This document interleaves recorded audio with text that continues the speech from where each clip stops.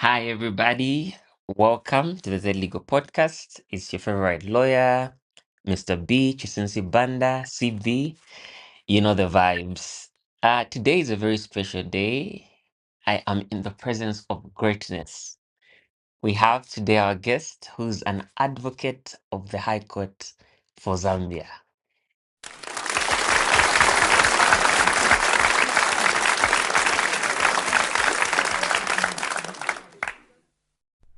Welcome to the Zedlegal Podcast, a platform which simplifies the law through discussions on court cases, legal principles, current legal issues, and my journey from law school and ZIALE to legal practice.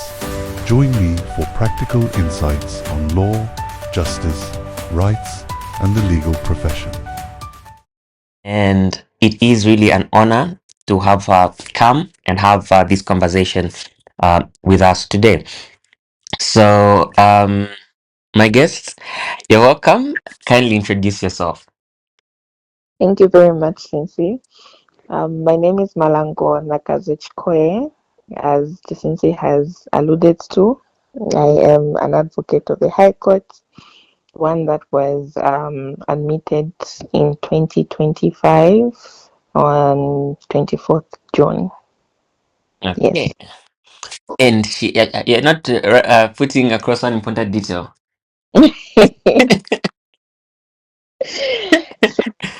I think the important detail here is that I cleared the bar exams at first attempt. Amazing. She cleared the on first attempt, guys. That's wow. That's amazing. Yeah, she really is an inspiration to us, to me specifically, and I'm sure many other people out there. Okay, so without wasting time, let's get into it. Yeah, so tell us about yourself and your legal journey. So, about myself briefly, Mm, I've always wanted to be a lawyer when I was like 8 years old. When I was still in the school, should be. Yes, there's just a certain movie. Surprisingly, it was a Nigerian movie that I watched. Nigerian. And it had these lawyers involved. I think by then there was Aki and Popo. There's a I was certain going movie. to ask. I was going to ask the same, but I can't Popo. Uh-huh. Yes, there's a certain movie that they acted, and I got intrigued. So I was like, okay, this is a journey that I can jump on. Okay. So my mind has been, like since from childhood, my mind has been directed to the fact that I just want to do law. But when I reached grade 12, I had Mm, I don't know if I could call it a misdirection, but like I had two options. So I wanted to go into medicine or law, but the inspo really came from me going to my previous school in high school. That was DK. So I always used to pass through the courts, and there was just something that used to drag me to the courts. I see. I see. So Okay. I think this is my place, this is my home. But I couldn't really, by then I couldn't decipher what was what. So after grade 12, I I applied for law school. I think that was like a bold decision I had to make because there were other scholarships that I had for like even for med school, but like I was just like, no, I'm going to um, do law. I need to do law. And my brother actually advised me to say, Unilas has like, I know Unza people are going to say what they're going to say, Yeah, yeah. but Unilas has like best courses for those that are going to ZIALE. Yes, people True. can argue, but like those that have been to Unilas know what I'm talking about. True. True. So Mm, my journey from year one, I remember my mom telling me to say, are you going to manage? And then I just told her yes. And I always counted to say by 2023, I mm, should, whether I like it or not. So I started law school from like 2019 till 2023 for sure. And I should be proud to say that this entire 4 years, I did not repeat any courses. So Wow. that was my mindset. Whether I get a C or a C plus, so long as I have cleared, that was my mindset. So Mm, I didn't really enjoy my graduation because I graduated like on a Saturday, and on a Monday I had to be in class for ZIALE. So I had to apply immediately after school for ZIALE. So when I went to ZIALE, that's mm, when now the journey started. I should mention that firstly, there was so much negativity in my mind because I mean, ZIALE has a very, very negative reputation. it When you go to has. whether you have distinctions, you have masters. I mean, we had a whole class with people that had like master's degrees. Other people studied overseas. And there were people that were very educated in that class. Yeah. Yeah, yeah. The intimidation came in when you just step into orientation Mm. because there are all these people and people can speak English at ZIALE. Yeah, yeah, true, true. So this is me who didn't even have a proper job. I was still hunting for internship. I just went into that orientation room. The first thing I seen is the mention, but yes, you know who. Yeah. She came through. She started saying, "No, you people, if you're not if you're not doing what, can you go back?" I remember the time when she actually chased like big people from the door and said, "You're not wearing proper shoes. Can you go back?" So to me, I'm like, "Is this a military place?" So, so already you have mental issues because of this place that has a bad reputation, and then you meet people like that. So it just puts you in a whole different position. So I remember sitting at the far left on the second row, and I was shaking, and I know most people will relate when Yeah, I'm stepping into that hall. Like you have so many emotions, yeah. so many thoughts in your head. For us, by then it was like 40,000. So you're like 40 pin nine get up. Yeah, Yeah, this yeah. for land or a Corolla somewhere. Mm. All these emotions, right? And then the top notch mindset that should go with is, what if I don't make it? What All if I right. don't? Yeah. So I feel like most people can relate to that. But there's only one thing that made me switch up. I remember the best graduating student for 2022. I think that was David Sikazwe. Yes, Yeah. yes. He said the same thing I'm saying. I know where I seated there, I've been there before, and you have all this negativity. But the first thing that you must do is always have a positive mindset. And that is what changed it for me. That is what changed it for me. From then, I just told myself, I can do this. I see. All right. Okay. So when did you start? Did you like start preparing for ZIALE before you went there, or yours was after just that mindset shift?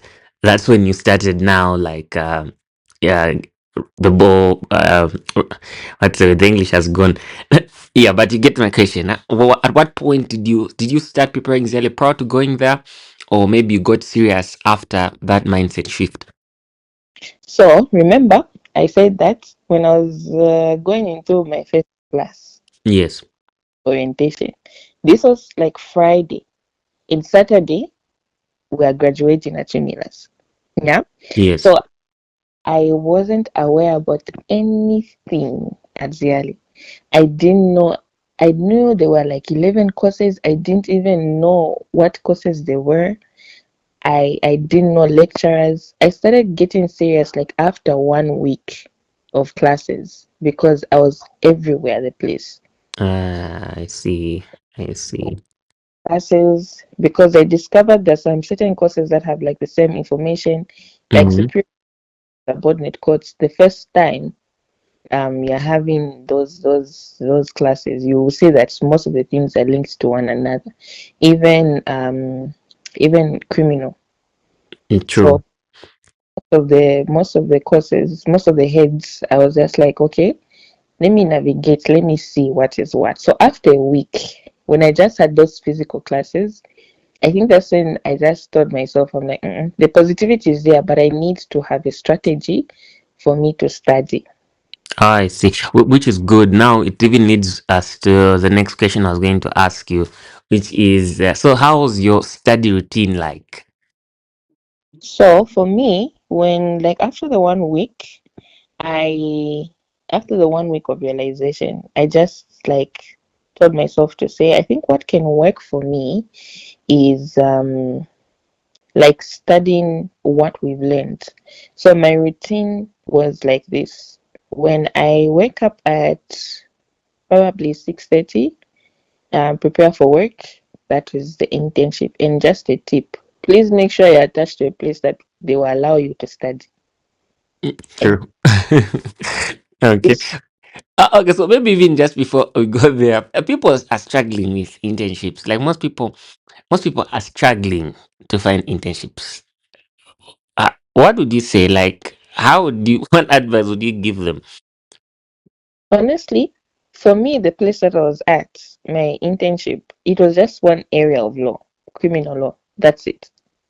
The Mm, rest bureau, I had no experience of. There was no one doing any civil litigation anyway. So I don't. Yes, I do know that you need internship, but you need to be very careful because at the end of the day, you need time to study. That's just the truth about ZIALE. You do need time to study. So I know it's a requirement because you need your diaries to be filled in and everything, but I would advise that if possible, you can target government institutions because government institutions, I don't think they're quite bulk on work as compared to law firms. But I know there are good law firms that will allow you to study. Yeah, I know some of them. But more of the story is I know people that left law firms because ZIALE became very, very hectic. oh yeah, yeah, that's so true. Mm, If you're struggling, better you apply to government institutions. Just try, keep on trying. Because I tried, I don't know how many times, but just keep on trying. They'll end up picking you. If not, go to law firms that you know you can learn from, and not just because it's a place where there's the attachments. There are people that don't really know what they're doing. true, true, true. So or you can learn from. So you can go to courts, even just on a random day. You go to courts. If you're not attached, go to courts, have interactions with senior counsels. Then you can create a connection like that. See how they're advocating, go to these sessions, talk to marshals, let them allow you to go in a courtroom, interact with people. That's how you get those jobs. True, true. Yeah, very important actually what you've said. Not just I mean I think this envelope thing is not it's not always yeah. Good connection. True. All right. Okay, yeah. So you are talking about your study routine. Yes. So my study routine would be when I wake up at 6, so this is how my day used to look like before mids. Okay, so this is before mids. Okay. At 6, probably maybe 6:30 or 7. I wasn't really a morning person. 7, I prepare, I go for work. By 12:30, we are back. Okay, so 12:30, we are back. Classes used to start at 14. So I would have like 1 hour to prepare. I eat. Please eat. This one, please do it. So Okay. um from like 12:30 to 1, at least I have my break or something when I go for classes. So the secret is the only way you're going to know what the lecturers will bring is if you attend all the classes. Never should you miss classes. They will tell you what is coming. That's just a fact. They will tell you this one, yes. If you see a lecturer emphasizing on it, please pay attention to that. So from 14, I used to always write. So I had 11 books, textbooks, where I used to write everything that the lecturers are saying, including commercial. I know there was a danger of, okay, so I will not talk about it later, but there's Okay. a people trying to put a mindset in your head to say, no, judge member just reads. Trust me, there's certain things that he puts in there that are not even in the module. True. Moreover, Mm-hmm. if you follow the way he lectures without you having that mindset, that is the secret to you passing commercial. Because the way he brings out his information is the same way he wants you to bring it out when you are writing your exams. Mm-hmm. Mm-hmm. That's so true. So I used to write everything that the lecturers used to say. So from 14 to 17, we would have classes. From 17 to 18, that's 1 hour. I rest. If it's sleeping for 30 minutes, I used to take power naps. 30 minutes I sleep, I eat. From 18 to 22, I would be studying. So what I would do is, if we're having, I would study the heads that we're having that day. So if we're having domestic relations and criminal, I Mm-hmm. would criminal for 2 hours, meaning that from 18 to 20.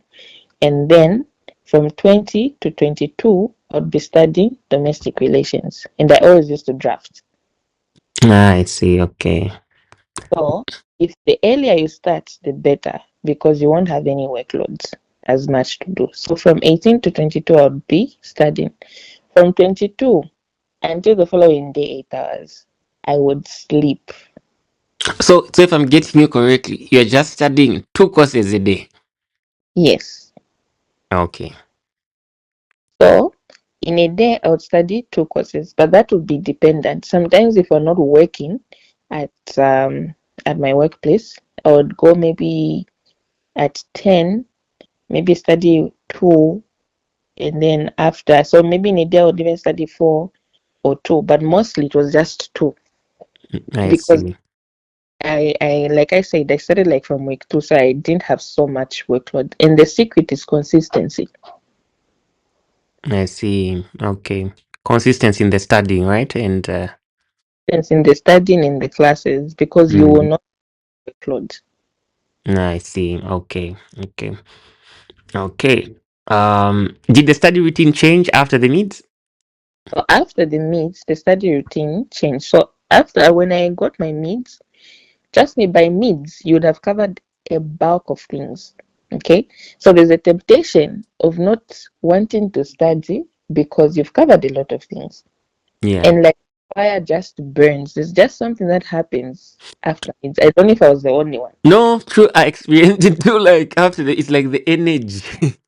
The The- energy, the fire just wears out. You won't have that energy when you are like after meets. Like I just don't know what happens after meets. it's true. So we got our meets. I got 8 out of 11. So I was like, okay, I think I need to pull up. So I started increasing because remember, so you have to build on what you've already studied.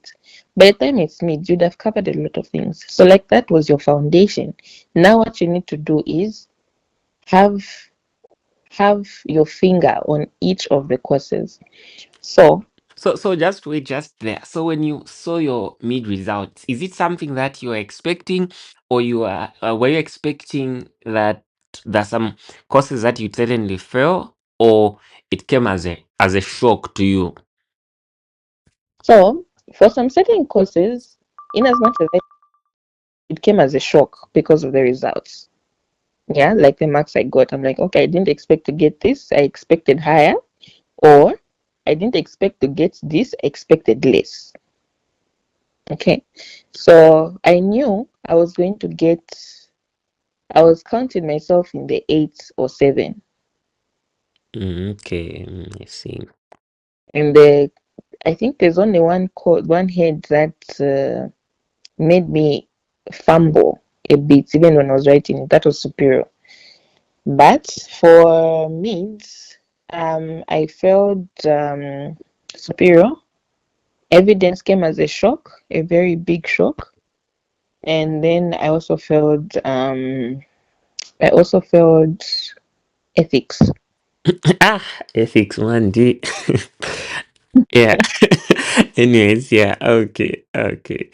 Yeah. Um. Okay. Okay. I see. So after the mid results came out, you are saying something. What happened? Yes. Uh-huh. So after the mids came out, I, it's one thing to be humble and learn from others. I think this is one thing that most people really don't really have, because there's just this pride that everybody has, you know. If you've been there, you've been there. But it's important for you to learn from other people. So I started contacting like those that made it a first attempt. There's a girl, Tuku Joy. She has a page even on YouTube. yes, YouTube. So I contacted her on LinkedIn, and she's very, very kind. She's a very kind soul. So I contacted her. I told her these are the challenges I'm facing. I actually had eight. So this is a person that I've never seen, by the way. She doesn't know me. I don't know her. I just contacted her. So she guided me through ethics, superior, and evidence. So I think let me just give a um, quick tips on these. Heads. Yes. So for ethics, she told me to say write what's in the revision kit. You know those bullet points, Yes. Yes. Yes. Yes. Yes. just like that. So So so you just have to write at least the way they are, the same way that they are appearing in the. the same way that they're appearing, because the mistake I made was I started explaining in the mids. I explained like a whole paragraph. You apply Yes. hierarchy, Yes. but Yes. no. So she Also, told me just okay. that's the way it is in the revision kit. You know how you even put like a bullet point like that? Yes. Write it like that. Oh, so not for the way we explain, we do we do what? Ah, I see. And I even saw the difference with the results when they came out the finals. I saw a very huge difference. So write it. Ah, So I started memorizing, making abbreviations. Those really do help. And then head two, this is accounts. Accounts is like an everyday thing. And he will tell you, this is what I'm saying, attend the classes, because he will tell you what is going to come. So it's just about practice. Conveyancing, you will know that there will be contract of sale, an assignment, a lease never misses, right? yeah. Other maybe deed of transfer, deed of mortgage, these other um deeds that he will lecture you on. And when he emphasizes, then he will tell you, he knows exactly. You just need to read in between the lines. He says Yeah. this army, okay? True. Probate drafting. Probate has now become a drafting head, right? So I know this is a very short session, but so probate, IRAC and drafting. Go straight to the point. Even in exams, don't over explain. Please don't, because you don't have time. You really don't have time. One thing that kills people in the exams is time. Yeah. True. Commercial. Pay attention to what he's saying.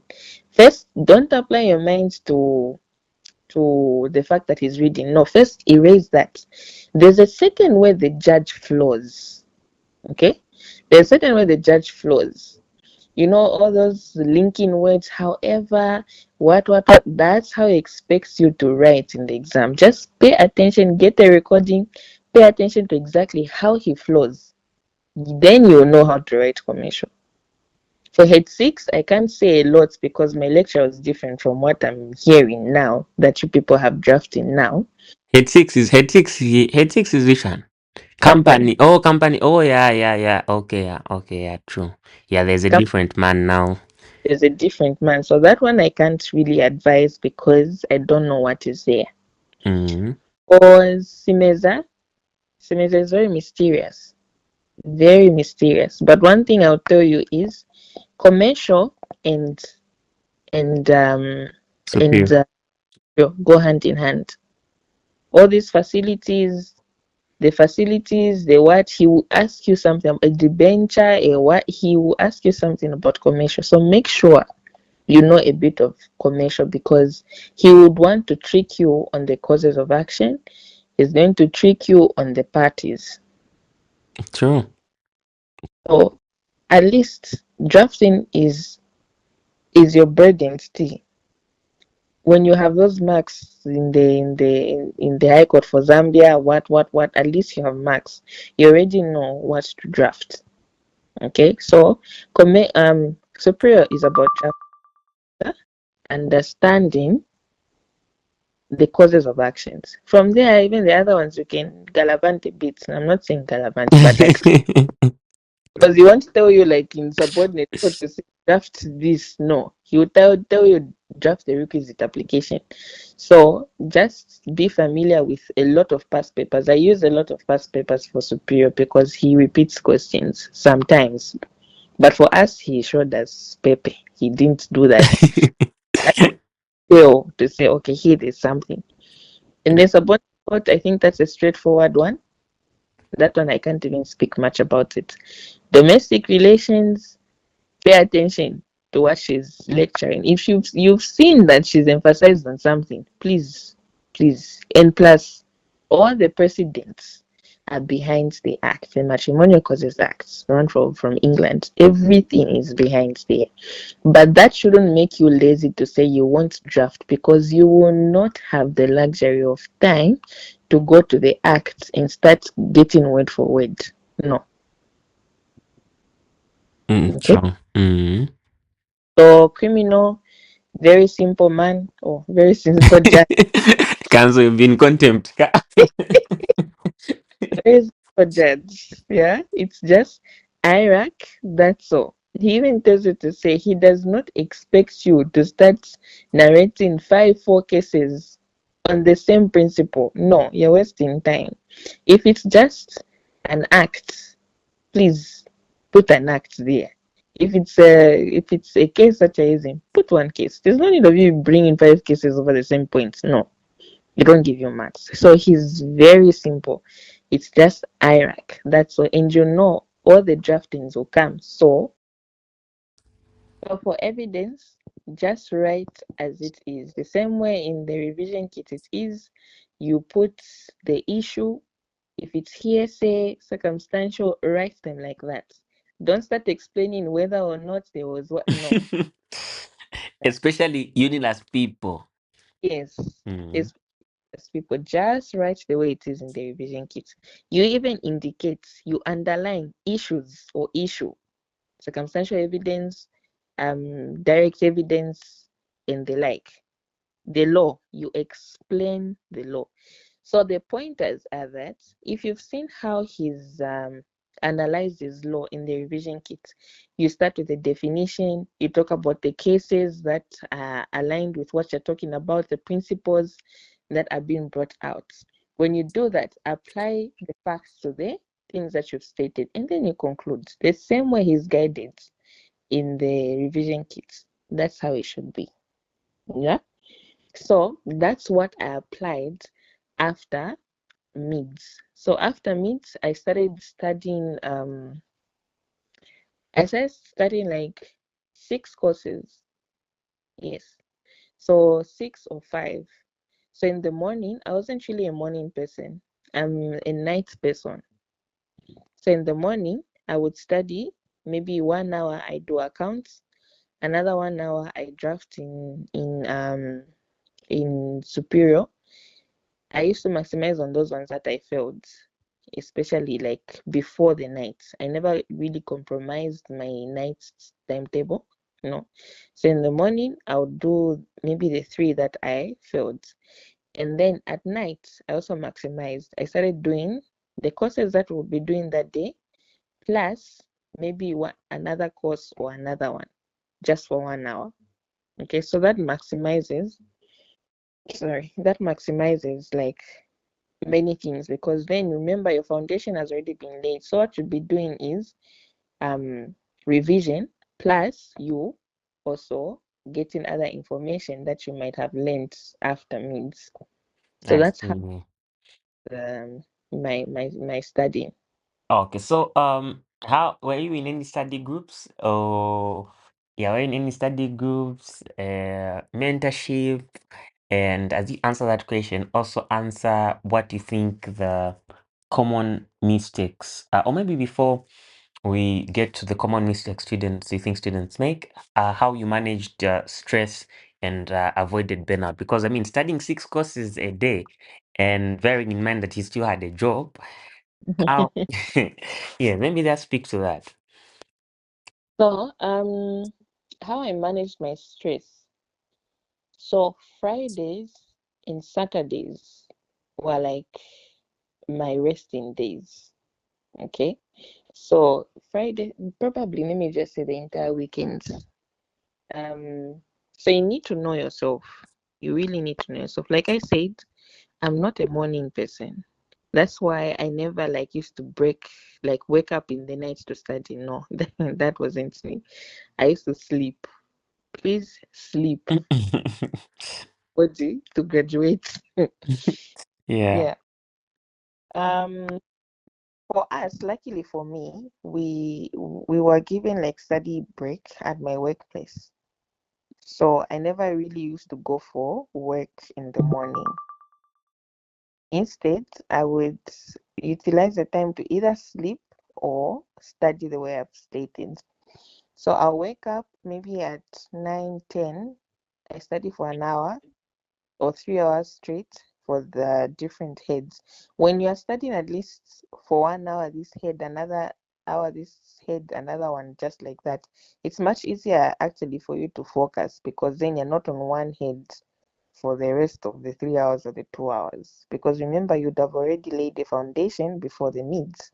This is why I emphasize on people studying before the mids heavily. Oh, Okay. yeah. So I used to sleep. That's one. That's how I used to relieve my stress. I would sleep, or I would talk to a friend just about different things, not even about ZIALE, just like relieve your mind. Talk to a family member, talk to someone who you. For me, my comfort was, I know this would be funny, but my comfort was my niece, and she was just like 2 years old. Oh, Yeah. wow. So like every time I would just call her, like she would give me so much peace. I So see. something that gives you peace. If going out, I'm not encouraging people to go out to dig up, but Mm. if necessary to you relieve your stress, please do it. If you think going to church helps you, I think I concur with Judge Mzenga when he says, "Don't stop what you're doing. Go to church, do those things, but just reduce on the amount that you're doing it." So if you know, okay, this Saturday or this Friday, what helps me relieve my mind is maybe going for a spa date, or just going to a friend's place, or just going home, talking to someone, sleeping, going to church. Please do it. It really helps you with your mental state. It really does. So that's what I used to do. I would go to church. If not church, I would be sleeping. For me, sleep just gives me peace. I would be sleeping. I see. Okay. Um, then the other question I asked is, what mistakes do you think students commonly make when preparing? When preparing, Yes, for the ZIALE exams. I think the common mistake for me is the mindset. That's all. Like the mind Mindset. of having to say I'll fail. Yeah. And also the other mistake I see is you not starting to study earlier on, because ZIALE has nothing like I'm good, I'm the last minute type of person. Trust me, you'll run mad. You will run mad. So do start studying as early as you can. And one thing also I noticed is lack of consistency. Like if you're not, I know there are people that actually know there's, we got caught with one of the people that I think is very busy, but he managed, he did manage. He had a family, he had kids, he had a demanding job, but he still managed to pass at first attempt. So it's also about consistency. If you're very consistent with studying, that's a plus for you. But if you're not consistent in studying, it can't really work out. Yes, you cannot get it at first attempt, but even the heads that you'll pass in will be few because of lack of consistency. So you need to be Mhm. very consistent with studying. If you know Mondays are like this, please stick to that. If you can't and say no, listen to the recording. And yes, the biggest mistake also is you relying on recordings when you have not attended classes, because that increases your workload. I see. Okay. Okay. So, thank you so much for that, actually. I think it's very, very true. Um, okay. Did you ever think that it passed on first attempt from the word go? Was that already clear in your mind, or you had some doubt? Honestly, I had so many doubts. Yes, I had a positive mind to say I can do this. So in my mind, I was like, it's either I pass at first attempt or I fail one or two. That was just my mindset. If it's failing, God, let me fail two or one. And that's all. I never really foresaw myself passing at first attempt. I would lie. It would be something that I feel like I have so much to say, but so I use a lot of motivational speakers, and one caught me, got my attention. One speaker was like, there's something about a vision. Yeah. He put together some certain clips of different superstars, Selena Williams, some certain um um some certain actors, and they all talked about one thing. They were asked, did you see yourself becoming a superstar? Did you see yourself doing this? And one thing they always mentioned was a vision. You visualize it. There's just something about putting yourself in that space that will really encourage you. So I always visioned how it would feel like when I passed at first attempt. It did give me chills, and I was like, no, I feel like I want to do this. So that's how I visioned it. I didn't plan to say I'll pass at first attempt. I just worked hard because I didn't want to come back at that place. I just worked hard. But I feel like at the end of it all, I always tell people that it's by the grace of God that I actually passed that first attempt. I don't boast in my own glory, no, because I believe that God came through. But there's also something about you visualizing to say, how would I feel when I pass at first attempt? So that is what pushed me. Powerful, powerful. Um, so as we are concluding, last two questions. First one is, what would you say to someone who has already failed and feels like giving up, especially for people who, I know there's a majority of people who start for the April who are doing this as a second attempt, but there are also those who are failing for the third time. Yeah. What advice would you give? For some, they just feel like, I'm done. Because I even have some friends who are with, you find that at first attempt they passed five, and then you find that this they start again this one, some got the same marks, and yeah. So what advice would you give to such a person? So first of all, don't lose hope. Never ever. That one is something that I will tell you not to compromise on. Never lose hope. I know some of the best lawyers, like they're really good lawyers that have, some of them have even been banned from writing, then they came to write again. and then they've made like very, very good lawyers. You know, it's about how you carry out yourself in court. One thing people don't understand is these courtrooms, a judge will not ask you at what attempts did you pass on. No, that unless if they just want to bully you, but that never it never happens. And most of the best lawyers, I know there's some that have done their first attempt and are good, but most of them are those that have done many attempts. Okay, so don't lose hope just for the mere fact that you did not make it at first attempt, second attempt, third attempt, you get bans and then you can don't lose hope, because there's something that you must see in yourself, and that all the person that can only see it is you yourself. No one else can see it. There's only one fingerprint that is on this world that belongs to you. It cannot be duplicated to another person. My point being, you are the best lawyer that you can ever have. Yes, you can learn from other people, but imagine what you would carry out when you just come out of what ZIALE is holding you back from. Imagine exactly what lawyer you would make on those courtrooms, right? It's not just about the attempts, no. Like I said, you are the only person, that's you on this earth.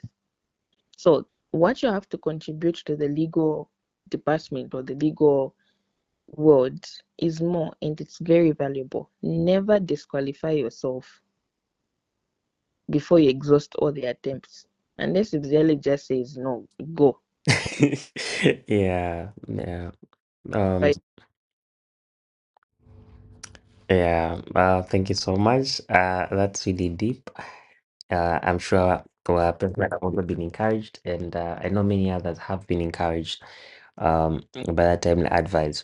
Now that you're an advocate, what do you wish someone has told you before you started practice, and what are your closing remarks?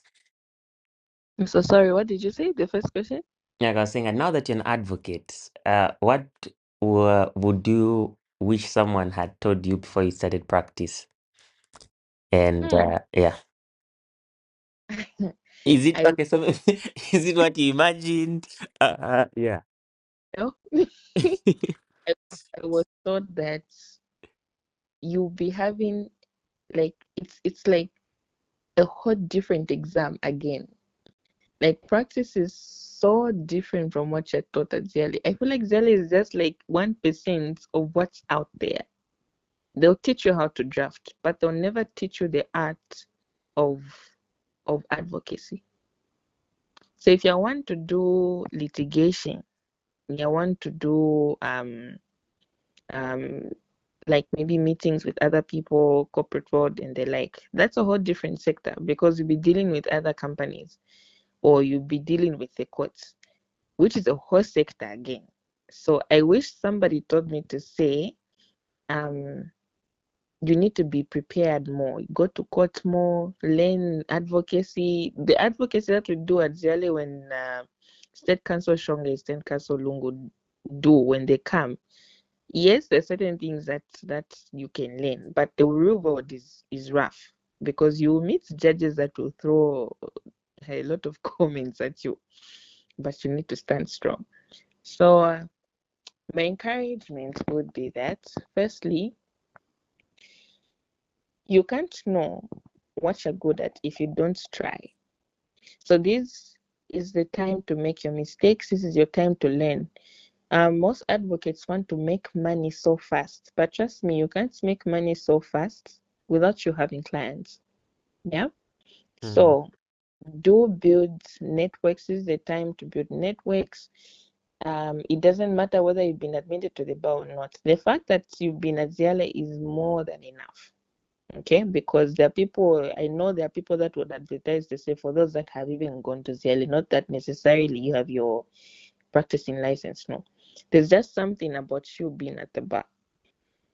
sorry, there's just something about you being a ZIALE and having learned all those courses. So my advice would be learn, learn, learn.